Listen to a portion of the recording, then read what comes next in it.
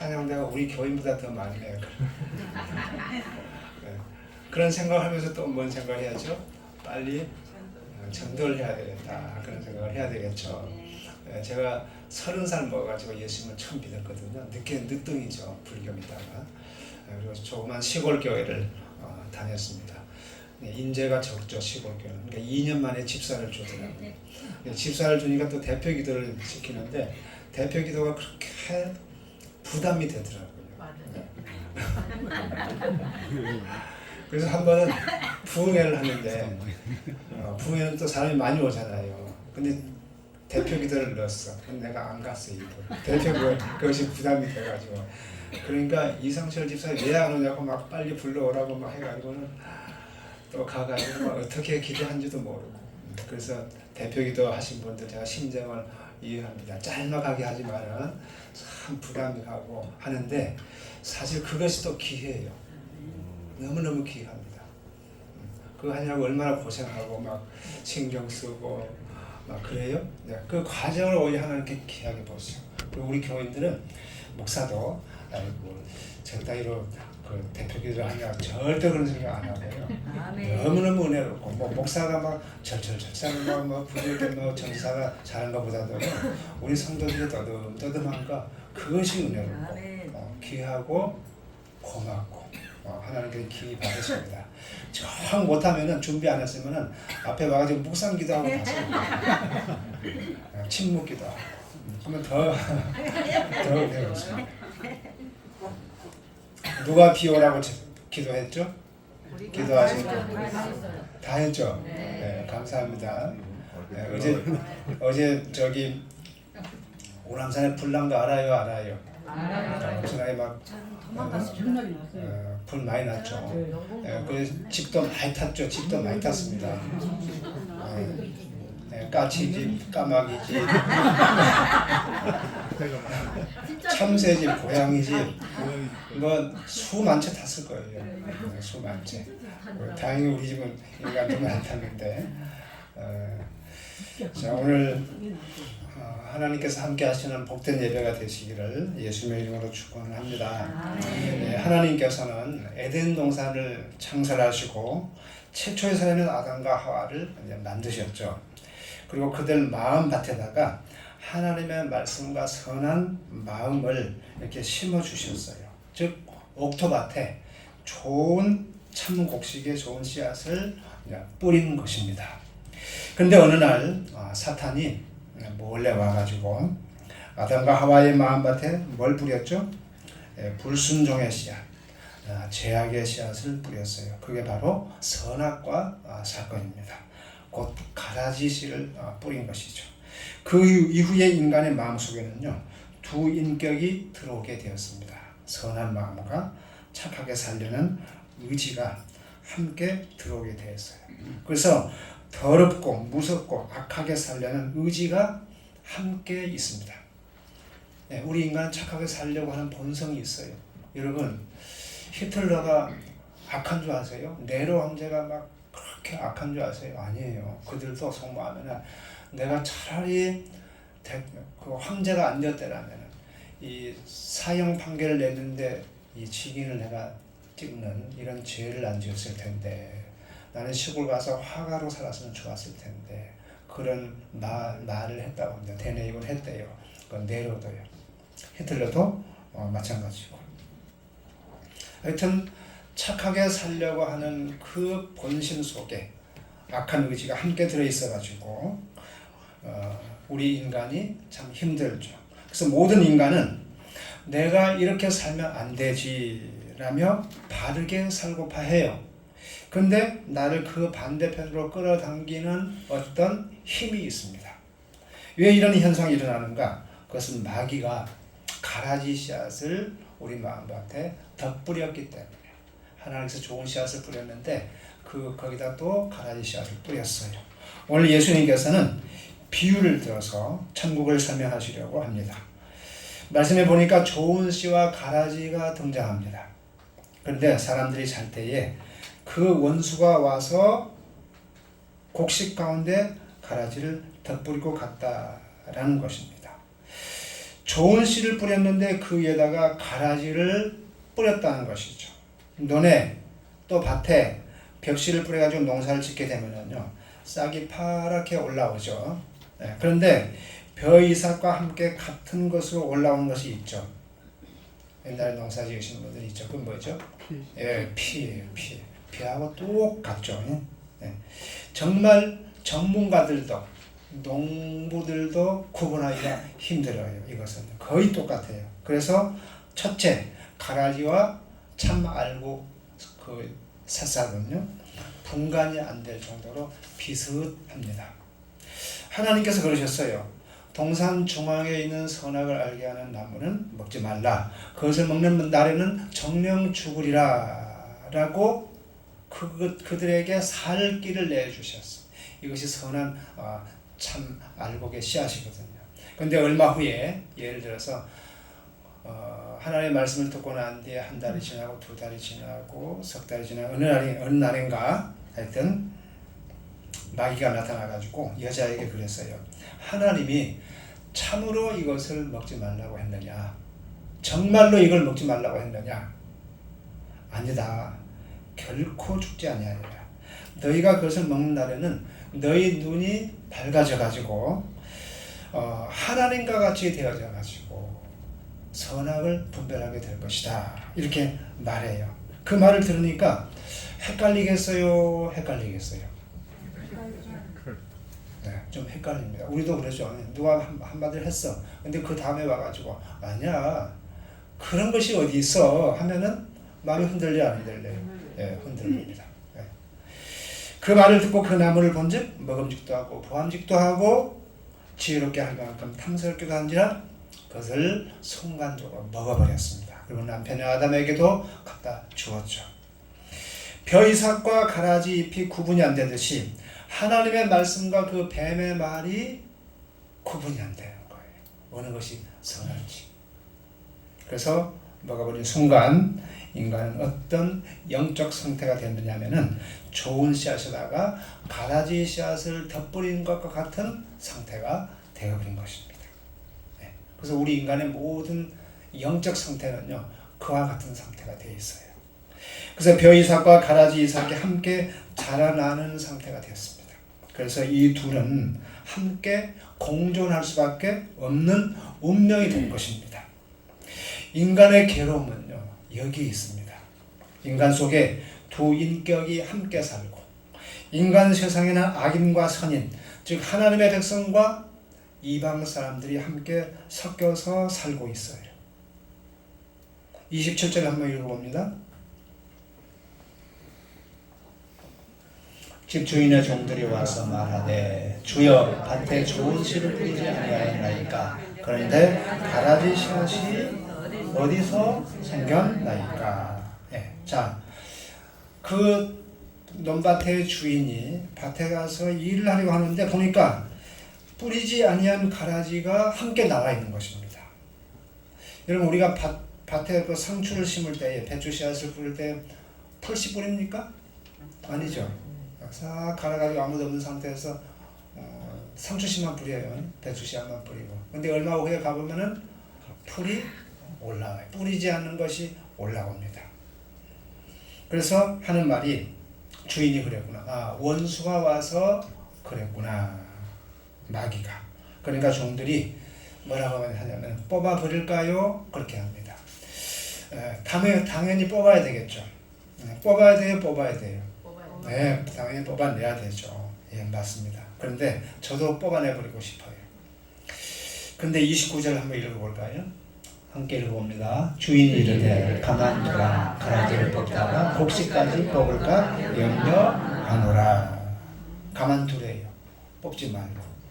여러분 가라지하고 벼가 함께 뿌리를 내리게 되면은 어느 것의 뿌리가 더 왕성하게 뿌리를 내리죠? 역세고? 네, 가라지, 피가. 네, 가라지가 훨씬 빨리 뿌리를 내리고 억세요. 네, 그래서 그 뿌리가 보면은 이 벼의 뿌리를 막 감싸버립니다. 이렇게 감싸버려.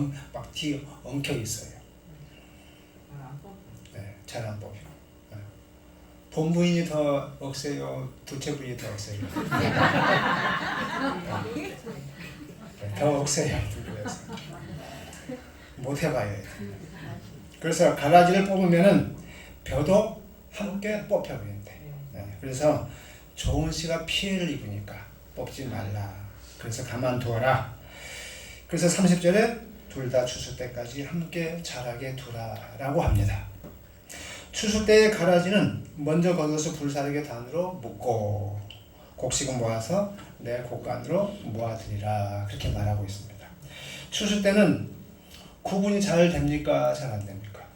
네, 잘 돼요. 딱 폈을 때는요, 벼는요 노랗게 아름답게 익어가지고 고개를 딱 숙이고, 피는 이 가라지는 빨개 가지고는 이 열매도 먹지 못한 막 그런 걸로 해가지고 뼈쭉 서 있죠. 그래서 금방 구분이 돼가지고 변해 볼 수가 있어요.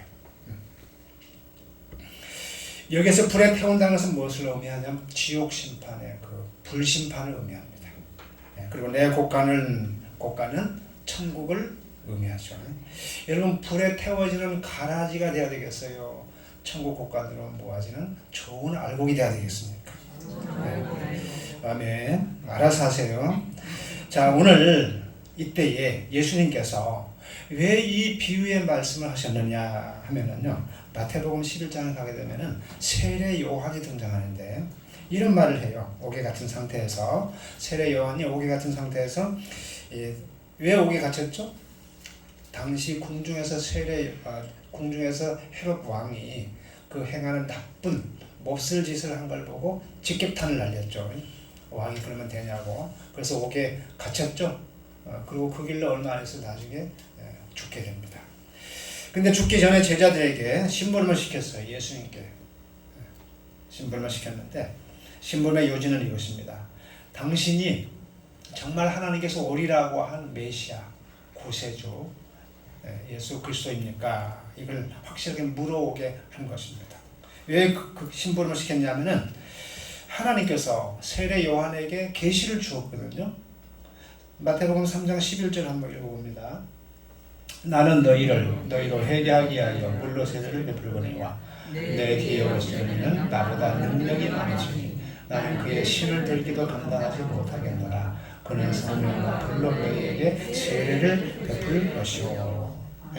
지금까지 세례 요한은 물로 세례를 주었는데, 내 뒤에 오실 예수님은 성령과 불로 세례를 주고, 또 그뿐만 아니라 옥에 갇힌 자를 풀어주고, 병든 자를 고쳐주고, 안전병이를 일으키고, 덩어리를 말하게 하고, 죽은 자를 살리신다고 했거든요. 그러면은 갇힌 자를 풀어줘야 되는데, 자기가 갇힌 지는 얼마나 오래됐는데 가만히 놔두는 거예요. 세상은 그냥 별로 움직이지 않고 심판을 해야 되는데 너무 답답한 거예요. 그래서 저분이 정말 메시아인가 답답해가지고 심부름을 시킨 것입니다. 빨리 심판을 해야 되는데 자기는 좀 풀어주고.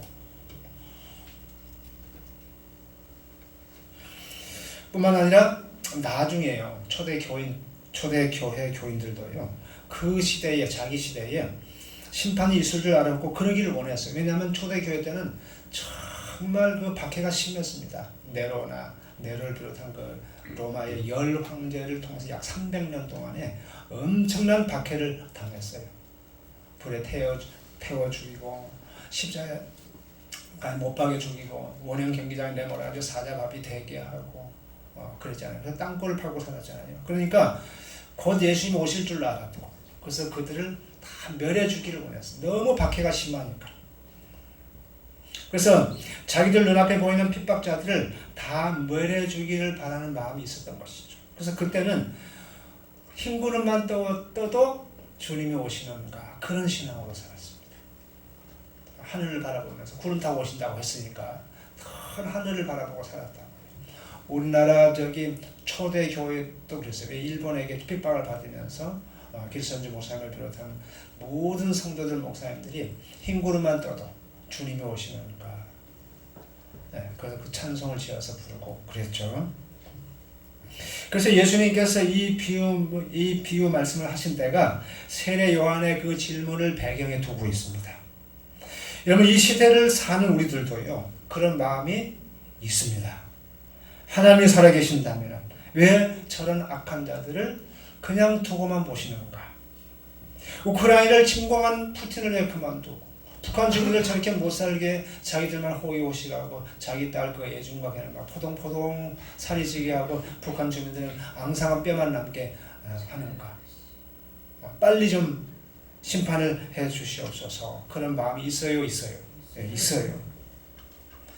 우리 눈으로 보기에 악인들은 살도 많이 찌고 잘 먹고 잘 살고 우리보다 돈도 잘 벌고 하는데 우리는 이게 뭡니까?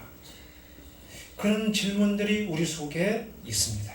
그러나 주님은 뽑지 말고 가만 둬라.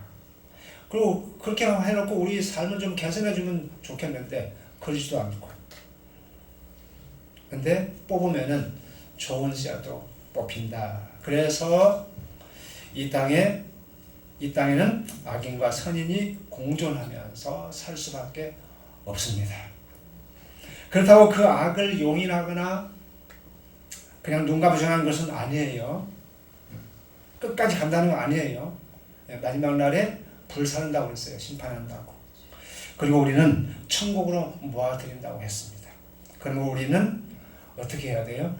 기다려야 돼요. 인내해야 돼요. 하나님께 맡겨드려야 됩니다. 근데 그러한 삶을 살게 하신 하나님의 명령 속에는요, 오묘한 섭리가 또 있습니다. 그렇게 사는 우리들에게도 좋은 씨앗에서 자란 싹도 유익이 있다는 거예요. 유익이. 우리가 이런 자들과 함께 살지 아니하면은요, 영적으로 단련이 안 된대요. 우리끼리만 가만히 놔두면 그들과 부딪히고 속상해하면서 우리 생각이 깊어지고요, 기도하지 않을 수 없게 되고요, 하나님을 의지하지 않을 수 없도록 우리를 몰아가는 것입니다. 하나님께서 그렇게 섭리하지 않으면은 인간은요, 한눈 팔고요, 딴짓합니다. 그래서 가라지를 뽑지 말라고 하신 이유는 한시적으로, 언제까지 아니고 예수님이 오실 때까지 우리를 그들과 섞어 놓으셨어요. 지난주에 우리가 박보영 목사님에 대해서 이야기했죠. 그 영상을 잠깐 보여드렸는데, 이 목사님은요, 어렸을 때에 자기 아버지 교회에서 장로님들이 싸운 것을 보고 굳게 믿었어요. 뭘 믿었냐? 하나님은 없다. 하나님이 있으면 저렇게 장로들이 싸울 수 있느냐? 절대 하나님은 없다. 그래서 우리 아버지도 가짜고 저 장로들도 가짜다 하고 하나님 안 믿었어요, 마음속으로. 근데 자기 부모님들, 친지들 다 교회 다니니까 어쩔 수 없이 가서 앉아 있기만 했을 뿐이지 하나님은 안 믿었어요. 이분이. 그리고 39살에 이제 심장에 병이 온 거예요. 의대도 다니고 이제 졸업해가지고 의사가 되었는데도 불구하고. 그래서 죽게 되자 자기 아버지 기도처에 가가지고 기도도 좀 받고 상담도 하려고 갔다가 거기서 하나님을 만나게 됐죠. 근데 얼마 전에 그 기도처에 있는 어느 한 권사님이 기도 중에 며칠 후면은 언제에 한 남자가 올 것인데, 그 남자가 이렇게 생긴 남자가 올 것인데 그건 내 종이다. 내가 예배의 내 종이니까 네가 잘 맞아들여라. 그렇게 했답니다. 근데 박보 목사님이 거기 올라가니까 어떤 여자가 자기를 보고 막 흥분하게 웃더래요. 저 이상한 여자네. 딴 남자를 보고 이렇게 웃은 이상한 남자를 그냥 여겼다는데 알고 보니까 그런 사연이 있었더라고요. 하여튼 이분은요, 하나님을 만나는 체험과 동시에 병이 낫고 사역을 했는데, 사역을 한 10년 정도 됐을 때 또 아팠어요. 너무 심각하게 또 아팠답니다. 그래서 이번에는 또 그 병 때문에 하나님 앞에 기도하고 하나님 저 데리고 가려고 그러니까 하면서 자기 자신을 또 돌아봤대요. 내가 뭘 잘못했는가, 이런저런 걸 생각하다가 하나님 앞에 특별히 생각난 건 없지만은 그래도 하나님 내가 알지 못한 죄가 있으니까 하나님 나를 밝혀주셔서 회개할 것 있으면 회개하게 해주시고 잘못된 게 있으면 알려주셔서 고치게 해주옵소서 간절히 기도하니까 하나님께서 종아, 네가 10년 전에 내가 너 고쳐줬을 때 얼마나 기뻐했느냐. 근데 한 10년 지나고 나니까 그 기쁨이 없어져 버리지 않느냐. 그래서 네가 좀 다시 발돋움 해가지고 더 사역을 감사함으로 기쁨을 하게 하기 위해서 내가 잠시 병을 주었다 하면서 하나님께서 그 시로 네가 그래서 그것 때문에 간절히 기도하고 낮아지고 그래서 내가 네 병을 다시 고쳐준다 하면서 고쳐주셨대요. 그러니까 하나님께서는 그 목사님 하신 말씀이 여러분 정말로 고난이 복입니다. 고난 받음으로 우리가 깨어있게 되고 하나님께 기도하게 되고 하나님을 가까이 하게 된다는 것이죠. 그러니까 하나님은 가장 하나님 마음은 간절한 마음은 뭐냐면 우리가 하나님에서 멀어지는 것, 가까이 있기를 원하시고 늘 하나님을 찾아와서 기도하기를 원하고 하나님과 함께 하기를 원하신다는 것이죠.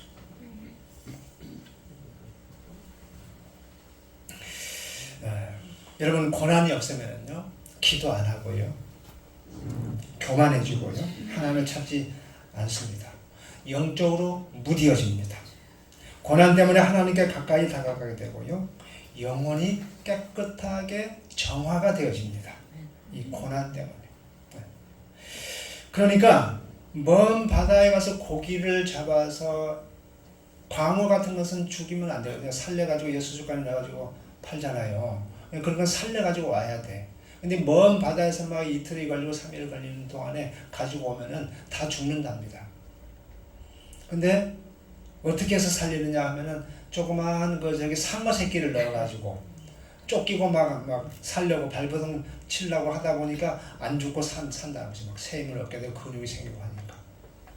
고난이 있고 하니까. 막 깨어있게 하니까. 근데 평안히 살게 놔두면은 죽어요. 우리 인간도 마찬가지입니다. 그래서 가라지가 우리에게 주는 유익이 있다는 것이죠. 근데 가라지와 좋은 씨앗의 싹이 비슷하다고 했죠. 예수님 시대에 예수님을 십자가에 죽인 대제사장, 바리새인, 서기관들, 요즘의 이단들, 그리고 자기들이 가짜다, 이단이다라는 것을 못 깨닫기 때문에 그들은 진심으로 합니다. 여러분 이단들이 자기들이 이단이다고 생각합니까? 아니에요. 진짜다고 생각해요. 또 예수님 당시에 바리새인들, 서기관들, 대제사장들도요 자기들이 잘못됐다고 생각 안 해요. 안 했어요. 바울도요 정말 하나님의 진실한 열심으로 했습니다. 여러분 신천지가 자기들이 가짜인 줄 알면은 저렇게 열심히 안 해요. 진짜인 줄 알기 때문에 열심히 전도합니다. 근데 그 바리새인들 대제사장들 열심히 예수님을 죽였잖아요. 그러니까 잘못된 열심은 위험하다는 것이죠. 그러니까 그 열심이 인간인 또 이만희를 메시아 하나님으로 섬기고 있는 것이죠. 여러분 히틀러가 나쁜 사람인 것 같지만은요 자기 민족, 그 게르만 민족, 독일 사람들 그 민족을 위대하게 만들려는 욕심이 유대인을 600만 명을 죽였어요. 그러니까 당신은 애국자, 정말 독일을 사랑하는 애국심으로 그렇게 한 거예요. 그래서 인간의 허구의 진심이 이렇게 무서운 결과를 가져온 것입니다. 잘못된 영에 미혹되는 것이 이렇게 무서워요. 그래서 우리는 나 자신의 진심을 믿으면 안 돼요. 뭘 믿어야 돼요? 진리를 믿어야 돼요. 예수님, 하나님의 말씀을 믿어야 됩니다. 그러므로 우리는 착하나 완벽한 삶을 추구하면 안 돼요. 타인에게 보이기 위한 삶을 살려고 하면 안 됩니다.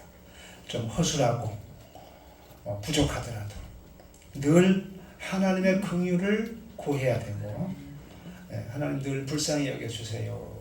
불쌍히 여겨주세요. 여러분 우리 부모들도요 자녀들 용돈 줄 때에 짠하면 주고 싶어요. 근데 짠한 마음이 없으면 안 주고 싶어요.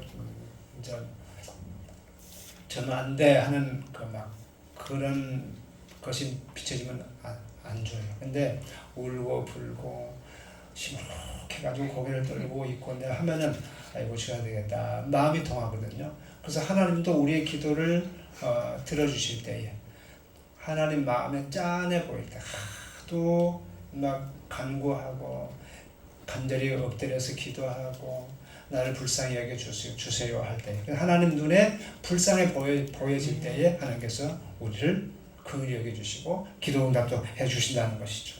그래서 우리가 하나님 앞에 낮아지고 하나님의 긍휼을 구하고 하나님을 많이 바라볼 때에 온전히 하나님만 의지할 때에 이게 중요한 것입니다. 그래서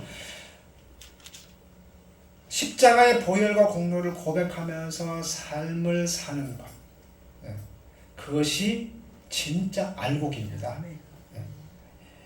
여러분 나중에 다 드러나기 때문에 예수님께서 그냥 놔둬라 신경 쓰지 말라 하셨듯이 그러므로 남에 대해서도 여러분 우리들도 너무 신경 쓰지 마세요. 판단하지 말고 하나님께 맡기고 그냥 나나 잘하세요. 하나님께 맡기시고 하나님이 다 알아서 하시니까 우리는 다만 사랑해주고 기도해주면 되는 것입니다. 박보영 목사가 하나님이 없다고 하고 의사가 되어서 돈만 벌었어요. 그러니까 자기 아버지 목사님이 막 병원에 가서 막 땡깡 놓고 막 의사하지 말고 저기 목사 되거나 그렇게 하지 않았어요.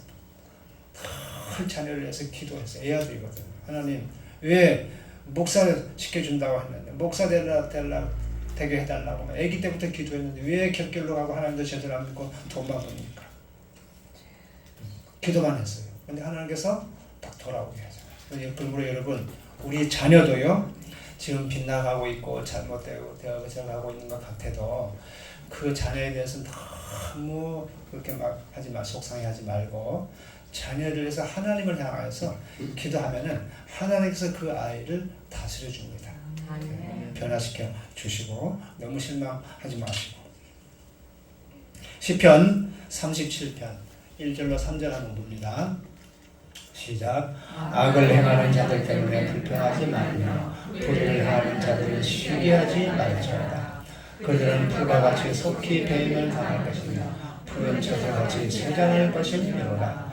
여호와를 의뢰하고 선을 행하라. 땅에 머무는 동안 그의 성실을 먹을거리로 삼을지어다. 아멘. 네.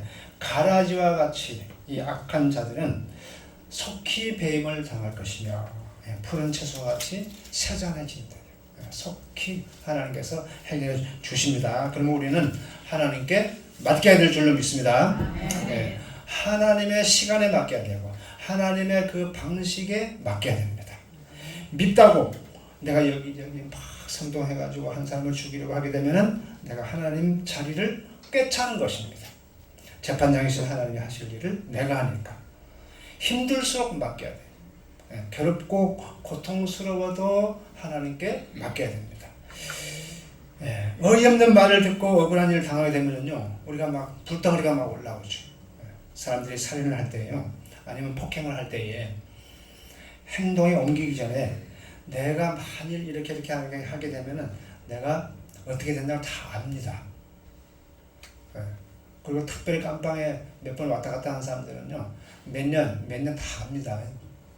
아주 박사가 돼가지고 이 변호사들보다 더 잘 알아요. 깜빵 몇 번 갔다 오는 사람들은. 그런데 이분들이요 그걸 잘 알면서도 너무 자기를 힘들게 하고 원수가 지고 하면은요 내가 가서 10년 썩을 각오를 하고 죽이자. 그렇게 하고 사람을 죽이기도 합니다. 왜 그러죠? 분노를 제어할 수 있는 힘이 없으니까.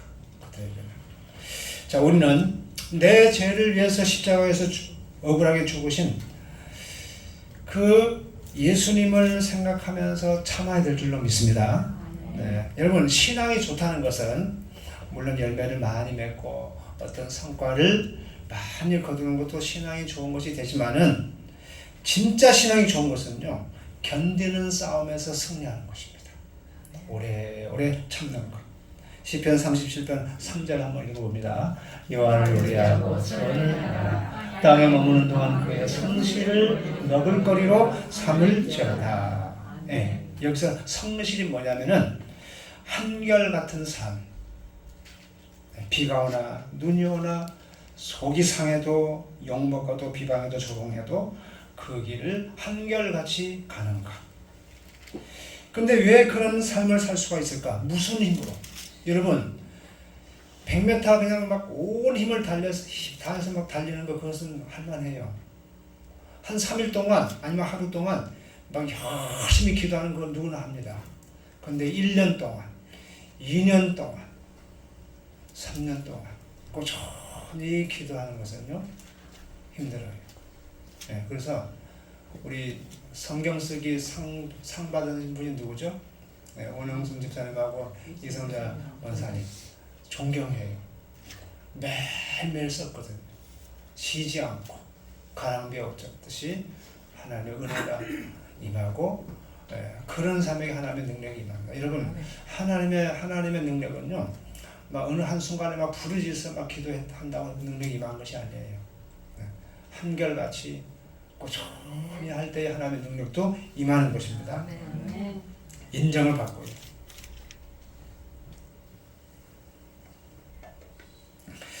근데 그 무슨 힘으로 우리가 그렇게 할 수 있는가? 사랑입니다. 네, 사랑. 예수님을 사랑하는 그 마음이 그렇게 해요. 나의 인간적인 열심은 몇 조금 못 가요. 교회 와가지고 내가 좀 잘해주니까 목사님 이 은혜를 잊지 않겠고요. 저는 교회 잘 다니겠다 하는 사람들 치고 지금까지 교회 다니신 분 없어요. 그만두기도 하고 중도에서 포기한 사람도 많이 있고. 그러니까 신앙은 성령께서 주시는 그 힘으로 하는 것이고 또 우리가 하나님을 사랑하는 그 사랑으로 하는 것이지 인간의 결단으로 되는 것이 아니에요. 사랑하는 성도 여러분, 누가 뭐라든 개의치 말고 믿음의 길을 가시기 바랍니다. 가라지가 뿌리를 왕성하게 내려서 좋은 씨앗이 먹어야 할 양분을 다 빨아먹잖아요. 얼마나 속상해요. 우리 사람들도 그런 사람이 있죠. 그 나의 유익을 가로채가지고 그거 할 때 얼마나 억울해요. 빼앗기고 또 얽혀지듯 그 뿌리를 막 얽혀가지고 나를 옥죄고 괴로움을 주는 그런 삶이 있어요, 없어요 우리가.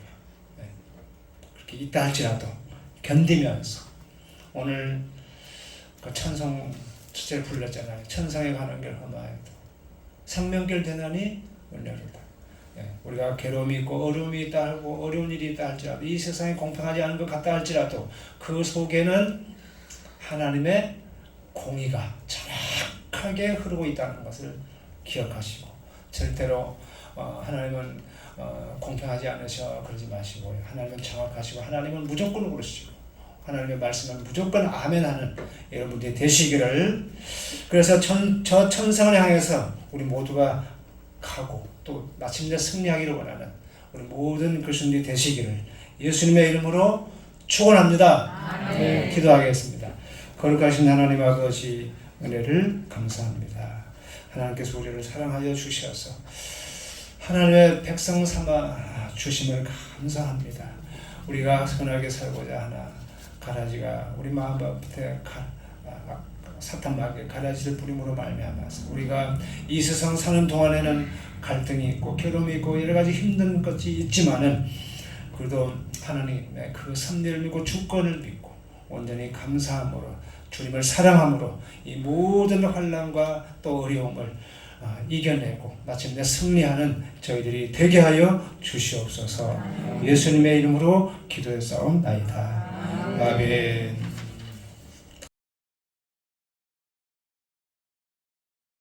마음대로 살아야 되는데 내 마음대로 살기 때문에 우리가 실패를 하게 되고 죄악의 길로 가게 되고 그런 것이죠. 우리 김영수 성도님 식사 많이 했습니까? 예. 맛이 있었어요? 예. 저도 너무너무 맛있었습니다. 오늘 음식 준비하느라고 너무너무 수고 많으셨고 감사합니다. 오늘 누가복음 1장 5절로 13절까지 읽어보겠습니다. 누가복음 1장 5절로 13절까지 유대왕 헤롯 때에 아비야 반열의 제사장 한 사람이 있었으니 이름은 사가랴요 그의 아내는 아론의 자손이니 이름은 엘리사벳이라. 이 두 사람이 하나님의 의인이니 그 모든 세대가 그대로 이것이 말하라. 엘리사벳이 잉태를 못함으로 그들에게 자식이 없고 두 사람의 나이가 많았더라.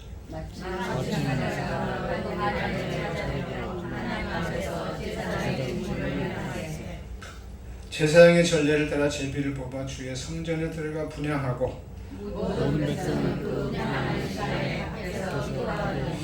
주의 사자가 그에게 나타나 향단 우편에 선지라. 천사가 그에게 이르되 사가랴여 무서워하지 말라. 너의 간구함이 들린지라. 내 아내 엘리사벳이 내게 아들을 낳아주리니 그 이름을 요한이라 하라. 아멘. 여러분, 지금 우리가 매주 주일 오후에 기도에 대해서 강의를 하고 있는데 여러분들이 신경을 쓰고 한번 잘 들어보세요. 기도에 대해서 잘 배우고 기도에 대해서 깨달으시기 바랍니다. 여러분, 우리가 기도에 대해서 잘 알게 되고 기도를 잘하는 기도꾼이 되게 되면요, 이 세상에 무서울 것이 없습니다. 또 문제 될 것이 없어요. 왜냐하면 하나님이 그 문제를 해결해 주시기 때문에. 그래서 우리가 기도에 확신이 서 있고 기도를 기쁨으로 하게 되고 기도를 많이 하게 되면요, 그것같이 큰 자산이 없어요, 나에게. 뿐만 아니라 우리 인간은 살아가면서 우리 인생길이 험한 길이잖아요. 언제 문제가 복병처럼 나타나가지고 나를 괴롭힐지, 또 인생의 바다를 건너야 되고 파도를 맞이해야 되고 가시밭길을 걸어야 되고 험한 준령을 넘어야 되고 그러잖아요. 근데 주님께서 나와 함께 하시면은 어떤 어려움도 오늘 능히 해결하게 될 줄로 믿습니다. 그래서 오후 예배 때 이 기도에 대해서 여러분들 잘 귀담아 들으시고 깨달으시기 바라고, 또 뭐 기도에 대해서 뭐 그동안에 많이 듣고 했는데 뭐 다 그게 그 말이지 뭐 또 뭐 새로운 것이 있겠어, 그런 생각하지 말고 여러분들이 잘 들으시기 바랍니다. 여러분, 기도는 반드시 응답이 된다라고 지난주에 배웠고 누누이 제가 반복해서 말씀을 드립니다. 누구나 기도를 할 때는요, 응답을 기대하고 또 응답이 되리라고 믿고 기도해요. 그러나 그 기도가 응답이 될 때까지 기도를 멈추지 않아야 된다라는 것입니다. 그래서 견디며 끝까지 기도하는 사람과 그렇지 아니한 사람과는 차이가 있어요. 기도하다가 중단하면요, 하다가 또 나중에 또 무슨 일이 있어가지고 기도해야 되겠다 해가지고 하다가 한 몇 개월 하다가 안 되잖아요. 또 중단해버리고 그런 경우 참 많습니다. 끝까지 가야 돼요. 우리가 믿음으로 기도를 하지만은, 그래서 기도는 반드시 응답이 된다고 하지만은 과연 우리 기도자들이 그 모든 기도의 축복을 누리고 사는가? 그렇지 못해. 나는 안 돼. 다른 사람들은 된 것 같은데 나는 안 돼. 라고 생각하는 사람들이 참 많이 있습니다. 여러분이 말씀을 들으면서 이해를 하고 인정하지만은 아직도 내 삶 속에 나는 기도가 응답이 안 되는 것 같다라고 물음이 여러분들에게 있을 것이고, 왜 나에게는 기도의 그 응답이 안 될까? 그런 자기 반성이 있을 것이고 자기 물음이 있을 것입니다. 그래서 내가 잘못하고 있는가? 그 자기 자신의 그 잘못에 대해서 자책을 하는데 아닙니다, 여러분. 많은 성도들이 그런 경우에 내가 뭘 잘못하고 있나 보다라고 합니다. 여러분, 우리가 기도하고도 이 낙심을 하고 응답의 그 기쁨을 누리지 못하는가에 대해서 오늘 잠깐 말씀을 드리겠는데, 여러분, 우리의 기도가 응답이 안 되는 이유가 뭐냐? 우리가 가지는 기도 이 기도 응답의 초점이 잘못되어 있으면 그럽니다. 초점이 잘못되어 있으면 우리의 기도가 이루어지는 이 초점은 사람과 세상이 아니에요. 기도가 응답되어지는 초점은 사람과 이 세상이 아니다. 오직 하나님께 있어요. 하나님께 초점을 맞춰야 돼요. 그래서 우리는 이 기도는 하나님께 하고 응답은 세상 사람에게 찾고 있기 때문에 그런다는 것이죠. 너는 내게 부르짖으라. 내가 응답하겠고 하나님이 응답하겠고 그랬거든요. 그래서 기도는 하나님이 응답을 하세요. 그러니까 누군가의 생각을 두고 누가 도와줄 것이다. 그것을 염두에 두면 안 되고 오로지 하나님만 바라봐야 된다는 것. 이거는 아브라함이 믿음의 조상이고 대단한 사람으로 여기지만은 그 역시도 기도에 대한 어려움을 많이 겪었어요. 하나님은 아브라함에게 분명히 말씀하셨습니다.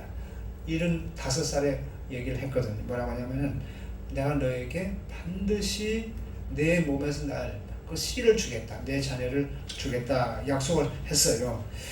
그러면은 자기 나이도 75세나 됐으니까 이제 내년에 참 나을 것이다 라는 기대감이 있어요. 나이가 75세나 됐으니까 그렇게 약속을 했으니까 내년에는 주겠구나, 낳게 하겠구나 그런 기대감이 있다고요. 그런데 그렇게 예측을 했는데 1년이 가도 안 되고 생기질 않아요. 2년이 가도 안 되고 3년이 가도 안 되고 10년이 지나도 무감각하네요. 그러면 85세가 되잖아요. 10년이 지나면은. 그러니까 나중에 이제 아이를 가질 수가 없는 그런 나이가 되자 아브라함이 하나님께 말해요. 하나님, 그러면 나의 대를 이을 자는 그 충실한 종이 있었거든요. 그 엘리에셀이라고. 그 자가 나의 대를 이을 그 상속자입니까? 이렇게 하니까 아니다. 절대로 네 종이 너의 후사가 되지 않고 네 후사는 반드시 내 몸에서 나는 자네가 네 후사가 된다. 그렇게 했어요. 그래서 기다렸어요. 그도 이제 70세가 넘어가고 80이 다 되고 하니까 안 되니까 이 사람이 이제 어떻게 됐냐 하면은 젊은 여종 하가를 취해가지고 그 여종을 통해서 아들을 낳습니다. 그 아들이 이름이 뭐죠? 이스마엘이에요. 근데 하나님이 기뻐하지 않아요. 여러분 우리도 이런 경험이 있죠. 시간은 다 돼가는데 급하니까 이런 방법을 써가지고 할 때가 있어요, 없어요? 끝까지 못 기다려. 그럴 때가 많이 있습니다. 근데 아브라함도 이해가 가요. 후사는 있어야 되고 나이는 이제 경수가 끊어지면 안 되잖아요. 생리가 안 되고 그러면 이제 아이를 못 낳잖아요. 그러니까 이제 이미 갚버렸잖아요. 그러니까 더 늦기 전에 종이라도 취해서 여종이라도 취해서 후사를 잇자 해가지고 낳은 것이 이스마엘입니다. 하나님 기뻐하지 않았어요. 그 이스마엘이 누구냐면 오늘날 그 중동 지방에 있는 이스라엘 민족을 제외한 모든 아랍 국가의 후손 국가의 국민들이 다 이스마엘 후손입니다.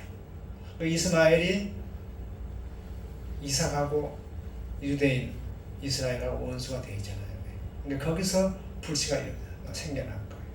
기다리지 못하고 종에서 낳은 그 이스마엘로 말미암아서. 그래서 기도는 했지만은 내게 응답이 없는 것 같아서 내 스스로 방편을 구하지만은 안 되는 이유는 하나님의 때가 아니고 하나님의 뜻이 아니기 때문에 그런 것입니다. 하나님이 왜 아브라함에게 아들 이삭을 주되 아브라함과 사라가 이때입니다 라고 생각할 때에 주시지 아니하시고 그들이 스스로 이제 우리는 나이가 많아서 아이를 낳을 수 없다고 할 그때에 기다렸다는 듯이 이삭을 주시면서 내가 약속한 것은 나 여호와가 이룬다. 사람의 가능성에 있지 않고 사람의 도움에 있지 않다 하면서 그 이삭을 주셨는가. 그러니까 내가 젊어서 아이를 낳을 만할 때는 안 주시고 이제 나이가 늙어서 도저히 나올 수 없어서 인간적인 그 능력은 안 돼. 그때에 하나님께서 이제 이삭을 주셨다는 것이죠. 잉태하게 했다는 것이죠. 그러니까 100세 때에 나왔잖아요. 100세 때에. 그러니까 이것은 뭐냐면은 너희들은 할 수 없다고 생각할 때에 나는 그런 죽은 것 같은, 이미 늙어서 경수가 다 끊어졌으니까 죽은 것과 같은 몸이잖아요. 아브라함도 그렇고 사라도 그렇고. 근데 죽은 것과 같은 그 몸에서 하나님은 낳게 하신다는 것이죠. 하나님은 전지전능, 전능자. 그래서 우리는 하나님을 믿을 때 이것은 안 돼라고 어떤 한계를 그으면 안 돼. 하나님은 전지전능하세요. 그래서 내가 이 돌들로도 아브라함의 자손을 만들지 못할 줄 아느냐? 이것이 그냥 하는 말이 아닙니다. 그냥 하는 말이에요. 돌들로도 생명체를 만들어내버려요. 그래서 아론의 그 지팡이 그 고목이 돼가지고 다 말라 비틀어진 거 그거 딱 꼽아놨는데 거기서 살고 잎이 나잖아요. 살고 열매가 주렁주렁 열려버리잖아요. 하룻밤 사이에. 그래서 우리는 하나님의 말씀을 읽으면서 이 마음속에 믿음을 다져야 돼요. 하나님은 전능하시다. 정말 살아계시고 어떤 일도 하신다. 그래서 나의 얽혀있는 이 문제도 하나님은 해결하시고 다 알고 계신다. 내 몸속에 있는 이 암세포, 내 자녀 속에 있는 이 암세포, 그것들을 하나님께서 한 번만 만드시면 고치십니다.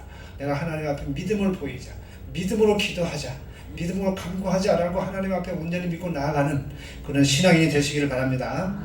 네. 그래서 기도의 가능성은 오직 하나님께만 있어요. 그래서 아브라함이 하나님을 믿었어요.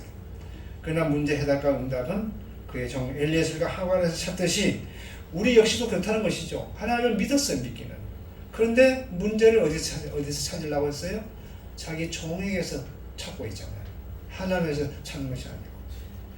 그래서 우리는 오직 주님만 바라봐야 될 줄로 믿습니다. 오늘 본문은 세례 요한이 어떻게 태어났는가, 그 출생에 대한 이야기입니다.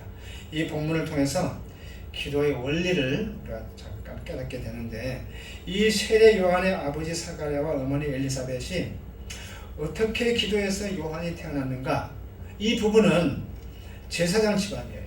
그리고 사가랴는, 그리고 엘리사벳 부인은, 아내는 믿음이 좋은 그 가문에서 시집온 정말 믿음의 여자였어요.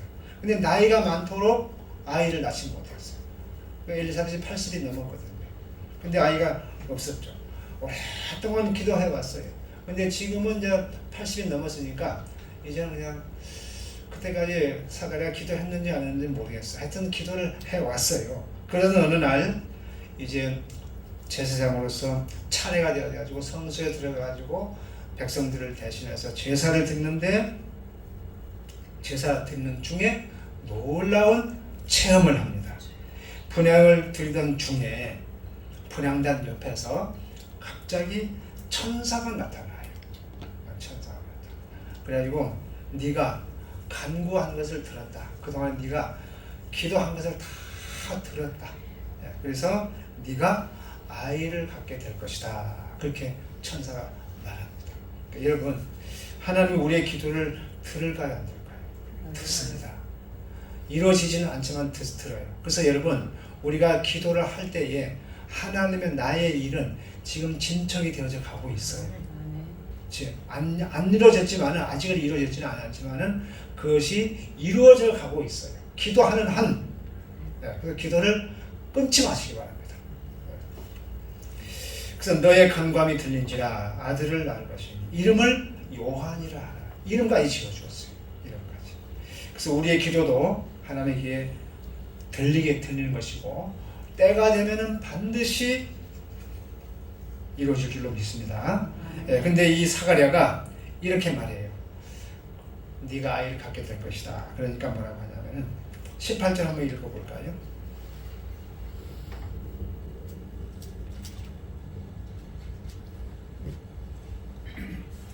시작. 사가랴가 천사에게 이르되 내가 이것을 어떻게 하리요? 내가 늙고 나이도 나이가 많으니이다. 이 말은 무슨 말입니까? 나이가 많아서 아이 몰라요. 그 말이에요. 그러니까 이 천사의 말에 대해서 부정적인 입장을 보였어요. 믿음 없는 말을 한 것이죠. 예, 그러니까 제사장 사가랴가 제사장 정도면 얼마나 믿음의 사람입니까? 얼마나 기도를 많이 했겠습니까? 그럼에도 불구하고 안 됩니다 라고 한 것은 이 사람의 초점이 어디에 있어요? 인간에게 있다는 것이죠. 이 몸이 이렇게 늙었는데 어떻게 해요? 하나님께 두지 않고 가능성. 네. 하나님 어떤 것도 하시는데 예, 아멘 그래야죠. 마리아 같이. 마리아는 그랬잖아요. 주의 뜻이 이루어지이다. 그래서 믿지 못한 것이죠.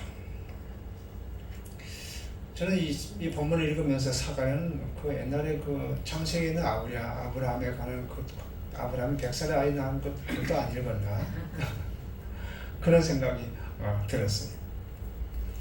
이 사가랴를 우리는 판단할 게 아니고 여기에서 우리는 그럴 때에 나는 또 어떻게 하겠는가? 우리는 그걸 생각해야 돼요. 사가랴가 믿지 못하자 그것을 믿게 하기 위해서 그 천사가 한 징조를 사가랴에게 줍니다. 그건 뭐냐면은 말을 못하게 해요. 네가 말을 못할 것이다.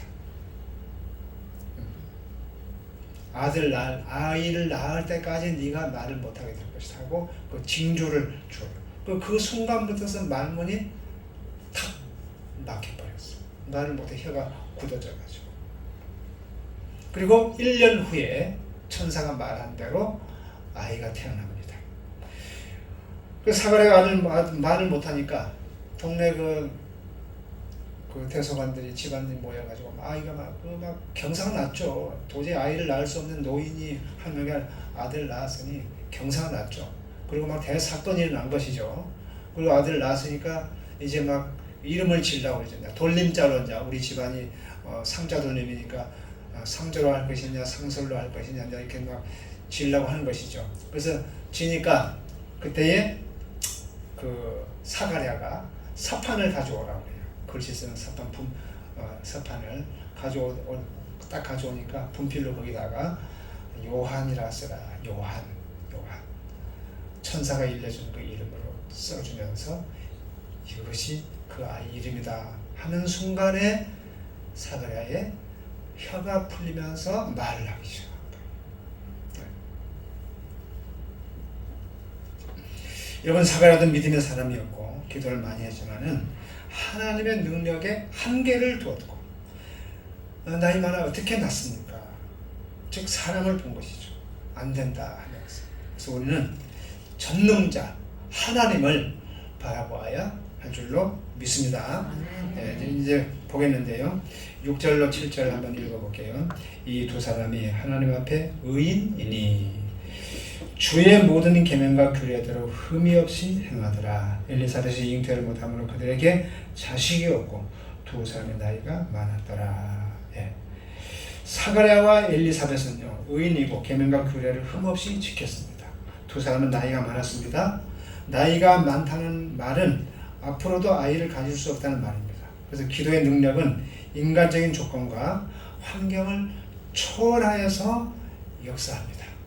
그래서 오늘은 인간을 보지 말고 우리 인간의 능력과 어떤 한계를 초월해서 역사하시는 하나님을 바라봐야 될 줄로 믿습니다. 하나님을 바라봐야 돼. 그래서 우리도 저 역시도요 그래요. 무슨 사건이 생겼을 때 문제를 바라보면은 낙심이 되고 또 하나님을 바라보면은 힘이 생기고 그럽니다. 근데 문제를 바라보지 말고 하나님을 바라봐야 돼요. 두 번째로는 하나님께서 일을 하세요. 8절 9절 읽어봅니다.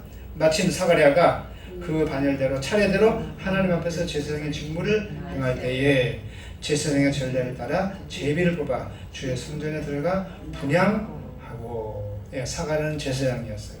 예루살렘 성전에서 분향을 했습니다.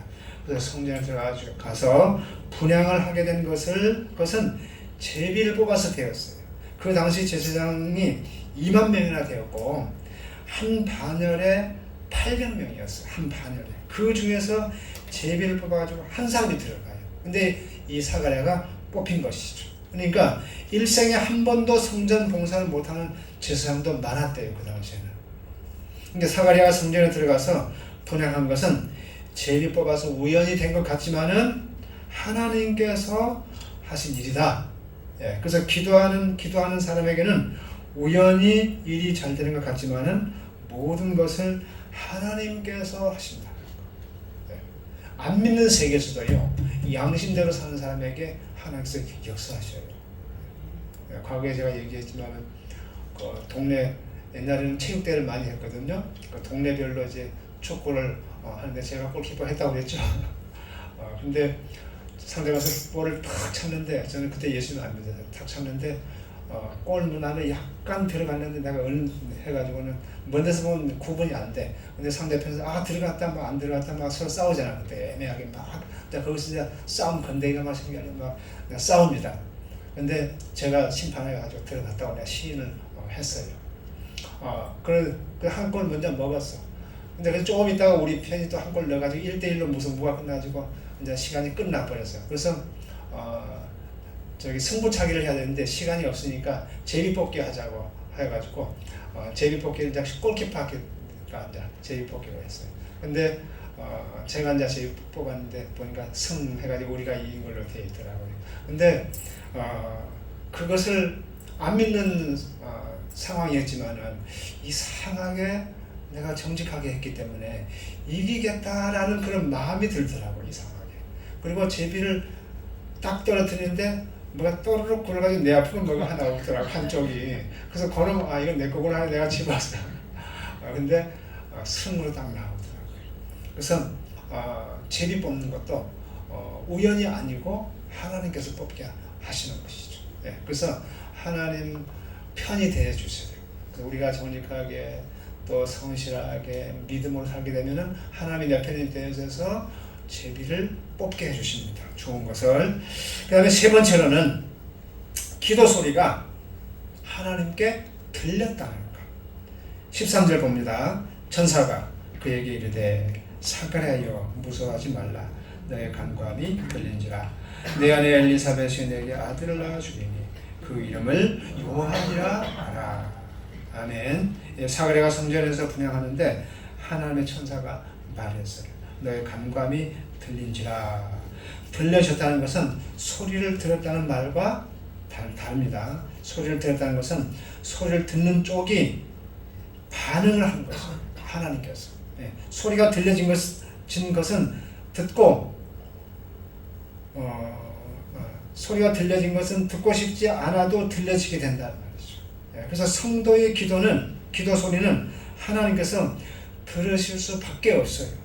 그래서 성도의 기도는 하나님께서 반드시 들으십니다. 그래서 사도행전 10장 4절 보게 되면 고넬료가 주목하여 보고 두려워 이르되 주여 무슨 일이니까? 천사가 이르되 내 기도와 구제가 하나님 앞에 상달되어 기억하신 바 되었으니 그랬습니다. 고넬료는 군대 백부장이었어요. 그런데 꾸준히 그 월급 받으면 일부분을 떼어내가지고 하나님 어려운 사람들을 도와줬어요. 그리고 늘 기도를 했는데 하나님께서 그걸 다 보았다는 것이죠. 그리고 마침내 그 하나님의 신이 그에게 임했잖아요. 성령이 그에게 내려왔잖아요. 그래서 고넬료의 그 기도가 상달되었어요. 그것이 하나님께 올라갔어요. 그래서 기도는 하나님께 반드시 올라갑니다. 올라가요. 그 다음에 마지막으로 기도 응답은요 기적입니다. 정말 이 기적이에요. 기도가 응답되어질 때 그 기쁨을 이루 말할 수가 없습니다. 그 천지를 만드신 하나님이 나의 기도를 들어주셨다는 것. 이 기쁨은 정말 뭐로 형언할 수가 없고 또 기도할 수 있는 힘을 주셔요. 그냥 한번 그 기도 응답의 맛을 봐야 돼요. 맛을 보고 승리의 그 기쁨을 한번 누려봐야 돼요. 그래야 또 도전하게 돼 있고. 그럽니다. 자, 18절로 20절까지 한번 읽어봅니다. 사가랴가 천사에게 이르되 내가 이것을 어떻게 알려? 내가 늙고 나이도 아내도 나이가 많으니이다. 천사가 대답하여 이르되 나는 하나님 앞에 서 있는 가브리엘이라. 이 좋은 소식을 전하여 내게 말하라고 보내심을 받아노라. 보라, 이 일이 되는 날까지 내가 말 못하는 자가 되어 능히 말을 못하리니 이는 내가 내 말을 믿지 아니함이거니와 때가 이르면 내 말이 이루어지리라 하더라. 아멘. 그러니까 자기 몸에 하나님의 기적이 일어났죠. 말 못하는 그 자체가 뭐냐면 불구자가 되었지만은 마음속으로 기뻐요, 안 기뻐요? 기뻐요. 왜냐하면 하나님의 기적이 나에게 일어났으니까. 그러니까 우리가요 잘못해가지고 벌을 받잖아요. 분명히 하나님께서 나에게 벌을 내리셨다, 징계를 주셨다, 그 기뻐해야 됩니다. 왜냐하면은 하나님이 나를 내 삶에 간섭하고 있구나 생각해야 돼요. 거기서 막 괴로워해야 되고 하나님이 나를 버리셨거나 나를 미워하거나 그렇게 하면 안 돼요. 아, 나를 사랑하시는구나 그렇게 생각해야 돼요. 사생자는, 하나님이 없는 자는 죄를 지어도 하나님이 간섭하지 않아요. 내버려둬요. 근데 오늘 하나님의 백성이기 때문에 죄를 지을 때에 간섭을 하셔요. 징계를 주셔요. 손해보게 하고 어떤 문제가 발생하게 하기도 몸에 병이 생기게 하고 막 그럽니다. 그때 우리는 감사해야 되고 속히 돌이켜야 되겠죠. 그래서 하나님의 천사가 아들 낳을 것이라고 하였지만은 사가랴는 내가 늙고 아내도 나이가 많다고 하였어요. 자신에게 불가능하다 말이죠. 그래서 천사가 이 일이 되는 날까지 말 못하는 자가 될 것이라고 말해요. 그래서 기도의 응답은 사람이 믿기 어려울 만큼 하나님의 큰 능력이고 기적이에요. 하나님의 응답은 기적이고 도저히 인간의 힘으로는 할 수 없는 거, 전혀 예상치 못한 그런 상황에서. 그래서 기도는 오직 하나님의 능력으로만 역사합니다. 기도하겠습니다. 하나님 아버지, 은혜를 감사합니다. 아버지 하나님께서는 반드시 우리의 기도를 응답하십니다. 그래서 기도의 응답의 가능성을 두고 우리는 기도하게 하시고 또 믿음으로 쉬지 말고 끊임없이 기도함으로써 이 기도의 고지를 탈환하는 정상에 서는 저희들 되게 하여 주시옵소서. 예수님의 이름으로 기도해서 나이다. 아멘. 하늘에 계신 우리 아버지가 이름이 거룩하김을 받으시오며 나라의 마옵시며 뜻이 하늘에서 이루어지는 것 같이 땅에서도 이루어지이다. 오늘날 우리에게 일용할 양식을 주옵시고 우리가 우리에게 죄 지은 자를 사하여 준 것 같이 우리 죄를 사하여 주옵시고 시험에 들지 말게 하옵시고 다만 악에서 구하옵소서. 대개 나라와 권세와 영광이 아버지께 영원히 있사옵나이다. 아멘. 여러분들이 기도를 배운 걸 갖다가 삶 속에 적용을 하세요. 그리고 우리 지난주에 우리 조문희 집사님이 간증한 것 같이 이런 일이 일어났다고 좀 감동도 좀 하시고 옆에서 또 도전을 받죠. 그리고 특별히 새로 교회 오신 지 얼마 안 되신 분들, 그런 분들의 기도를 또 더 잘 들어주십니다. 하나님께서.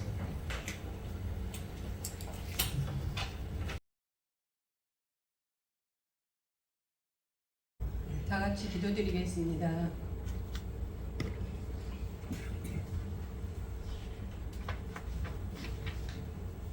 우리 삶의 주님 되신 하나님 아버지, 거룩한 주님의 날 예배의 자리로 인도하여 주심을 감사드립니다. 아멘.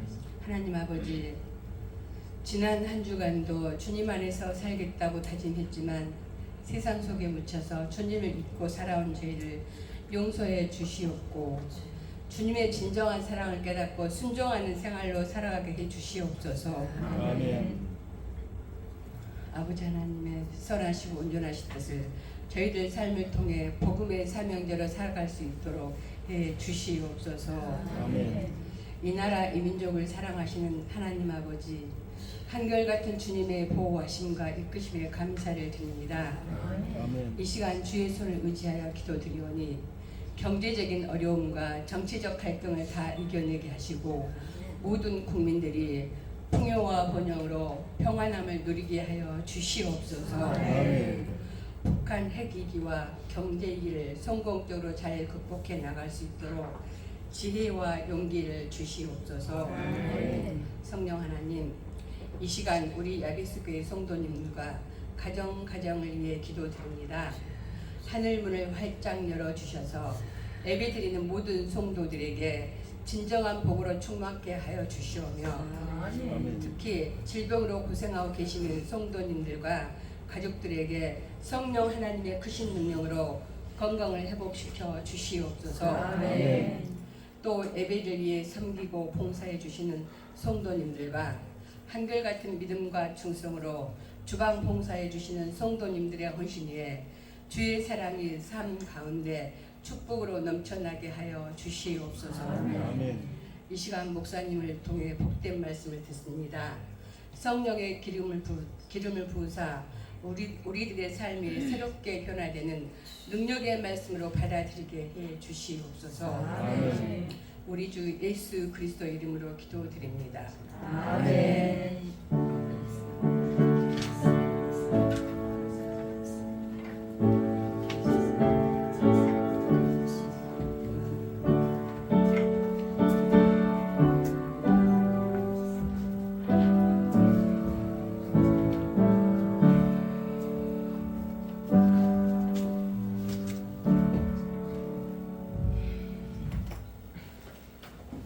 오늘의 성경 말씀은 마태복음 13장 24절에서 30절 말씀입니다. 제가 가진 신약 성경 21쪽 22쪽에 있습니다.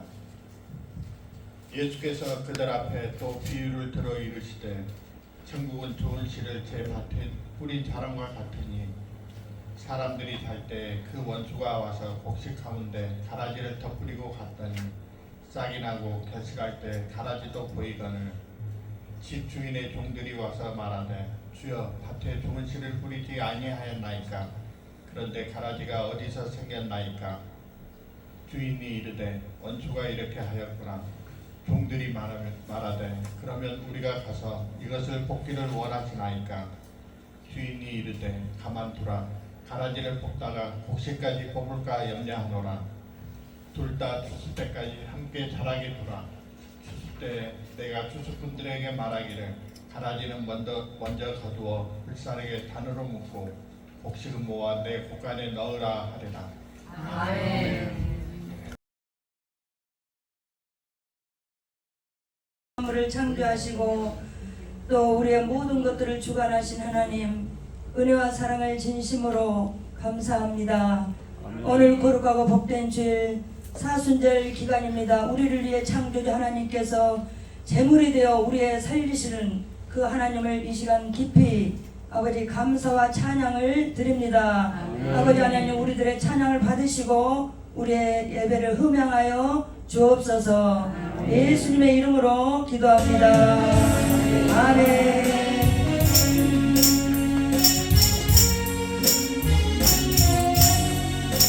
만세 반서 열리니 내가 들어갑니다. 장의 어리석어요 물과 피를 흘린 것 내게 용되어서 정결하게 하소서. 내가 몸을 세우나 은혜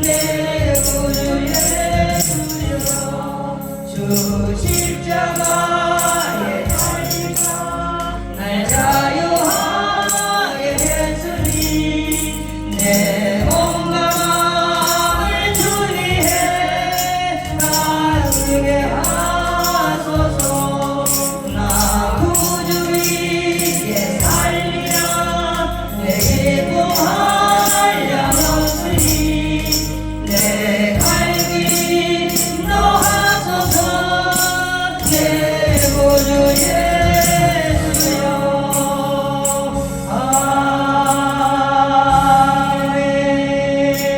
아멘. 찬송가 320장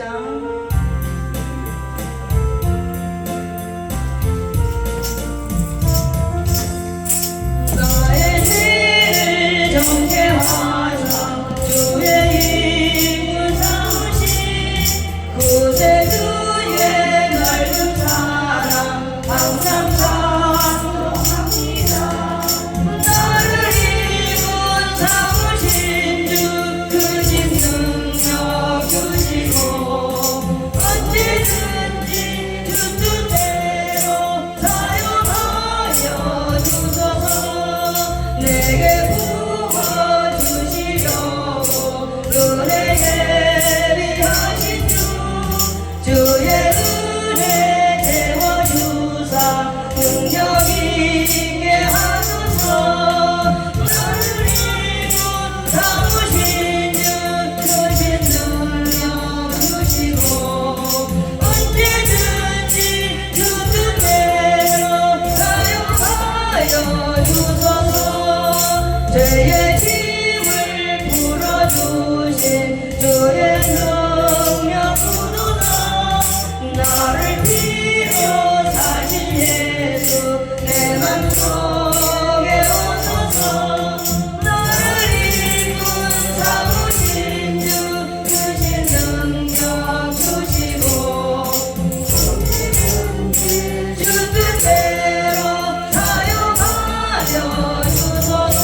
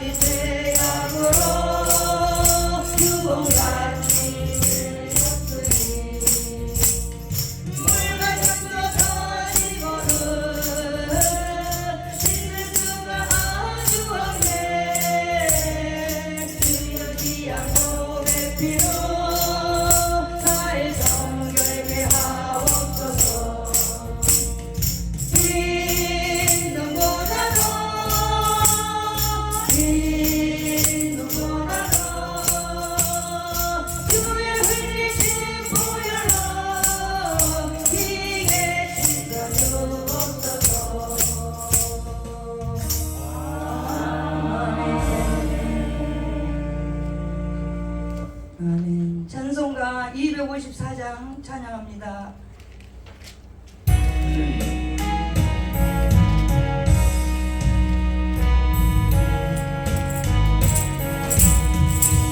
내 주의 보혈을 정하고 정하라.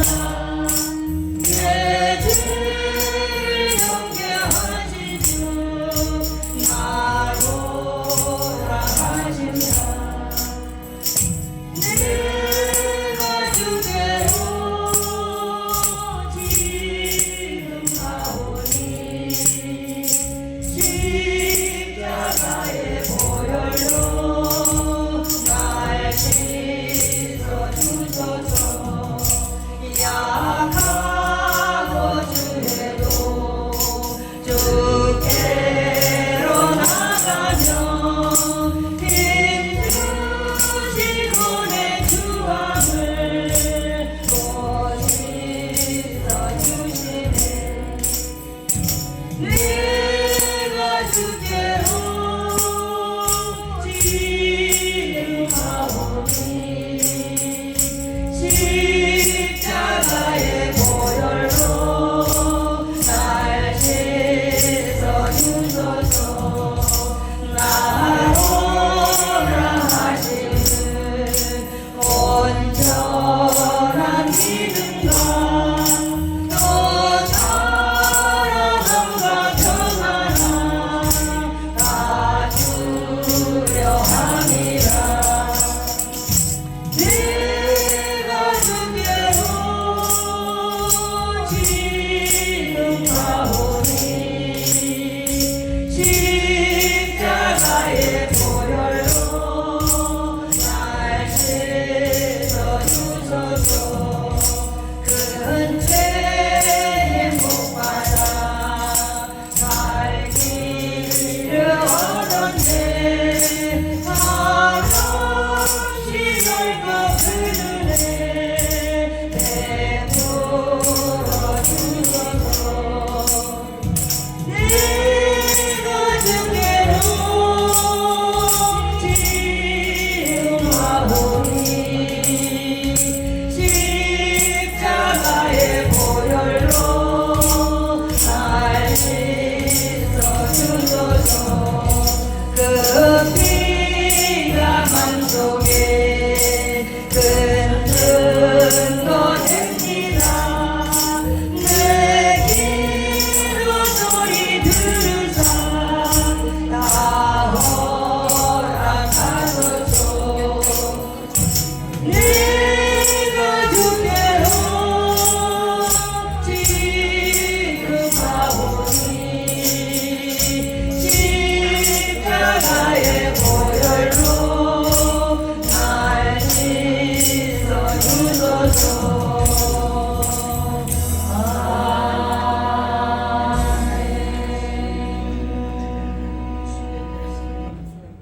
좀 찬양이 좀 가라앉죠. 우리 이제 두 성령이 힘차게 박수 치면서 찬양합니다.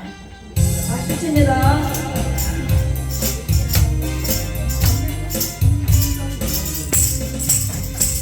우리 주의 성령 내게 임하여 주를 찬양합니다. 우리 주의 성령 내게 임하여 주를 찬양합니다. 찬양합니다. 찬양합니다. 주를 찬양합니다.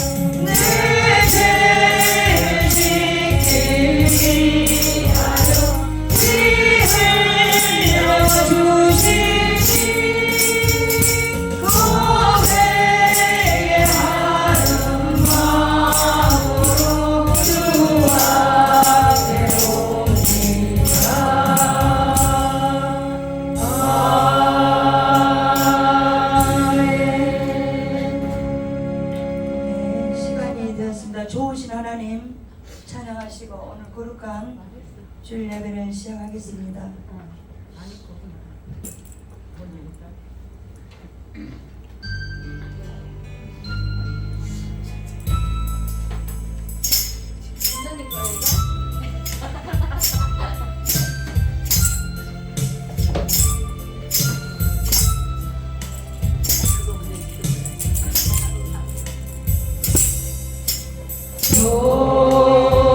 오신 하나님 좋으신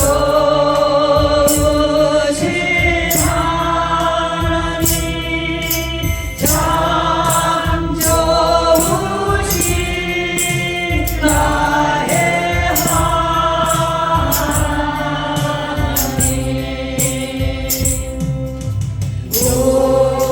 우리의 기도를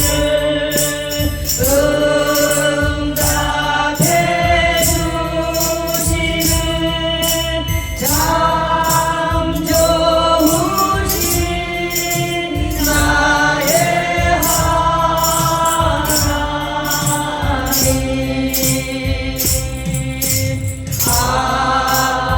한없는 축복을 우리에게 주시는 참 좋으신 나의 하나님. 아멘.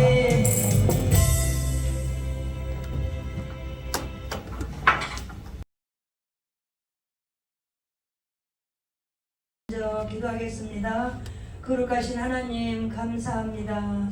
오전 예배 이어 또 오후 예배로 저희들을 불러주셔서 또 주님을 찬양하며 경배할 수 있도록 도와주심을 감사합니다. 이 많은 사람들 중에 저희들을 택하여 주시고 구원하여 주셔서 정말로 영원한 천국의 아버지 하나님 부활 신앙을 갖게 하심을 감사합니다. 아버지 믿음으로 승리하게 하시고 날마다 감사와 찬양이 넘치는 저희들 되게 도와주옵소서. 악한 마귀는 오는 사자같이 두루 삼킬 자를 찾고 있사오나 저희들을 경고하며 흔들리지 않게 하시고 믿음으로 굳건히 서게 도와주옵소서. 예수님의 이름으로 기도합니다. 아멘.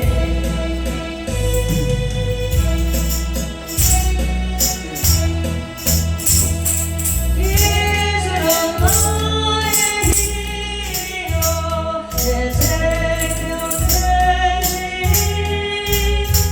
그 예수도 살며 지중에 가리니 눈물이 앞을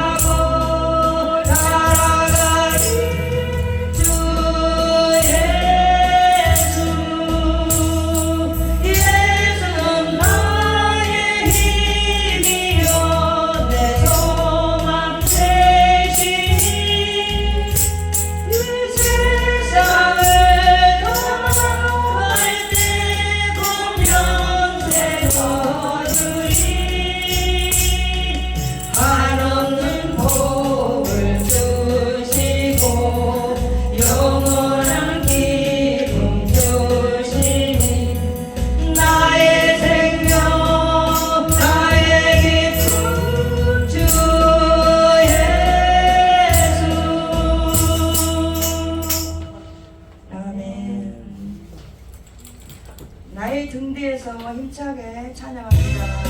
박수 치면서 찬양합니다.